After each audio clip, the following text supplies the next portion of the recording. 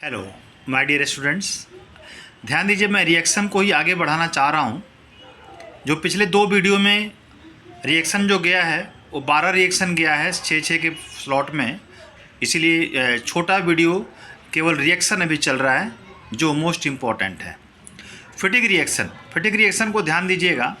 ये high-low arene 2Na dry ether और ये हो गया डाईफेनाइल और बाईफेनाइल, 2NX बाहर निकल जाएगा। इसको हम फिटिक रिएक्शन कहते हैं। इसमें एराइल हैलाइड, ये एराइल हो गया बेंजीन, और एक्स हाइलोजन ये हैलाइड हो गया। एराइल हैलाइड या हाइलोएरिन कह सकते हैं। हाइलोएरिन से डाईफेनाइल कैसे बनाते हैं, तो ये फिटिक रिएक्शन को इसके द्वारा बनता है। इस तरह से हाइलोजिनेशन, बेंजीन से क्लोरोबेंजीन हाइलोजिनेशन मेथड है। Cl2 एनहाइड्रस ElCl3 या FeCl3 के प्रेजेंस में क्लोरोबेंजीन बन जाएगा।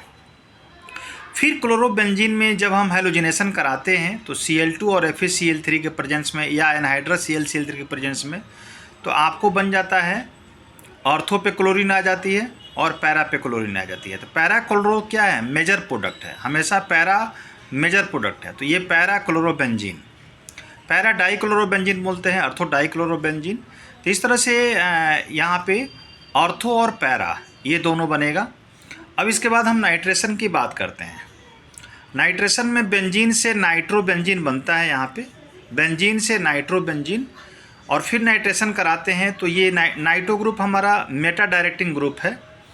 तो ये मेटा पोजीशन पे नाइट्रो ग्रुप आ जाएगा, तो ये हमारा नाइट्रेशन कहलाता है। इसके बाद हम आते हैं सल्फोनेशन। सल्फोनेशन में हमने ध्यान दिया कि बेंजीन से बेंजीन सल्फोनिक एसिड ये बन गया। H2SO4 के प्रेजेंस में बना सकते हैं या ओलियम के प्रेजेंस में भी बना सकते हैं। H2H2O7 ओलियम बोलते हैं। ओलियम के प्रेजेंस में भी हीट करके आप बेंजीन सल्फोनिक एसिड बना सकते हैं और H2O बाहर निकल जाएगा। इस तरह से फ्रेडल-क्राफ्ट एल्काइलेशन, फ्रेडल-क्राफ्ट एल्काइलेशन में क्या होता है? बेंजीन से मिथाइल क्लोराइड एनहाइड्रस ElCl3 के प्रेजेंस में टॉल्यूइन बन गया, टॉल्यूइन बन जाता है और Cl और HCl बाहर निकल जाता है। फिर अगेन फ्रेडल-क्राफ्ट एल्काइलेशन कराते हैं CH3Cl एनहाइड्रस ElCl3, तो यहाँ पे आपको ऑर्थो और पैरा दो तरह का प्रोडक्ट बन जाता है। तो ये ऑर्थो CH3 है, CH3 और ये CH3 आपका, ये CH3 और ये CH3, यहाँ पे H3 छुटा हुआ है तो CH3 ऑर्थो पे, और ये पैरा पे CH3 और ये पैरा पोजीशन पे CH3 है।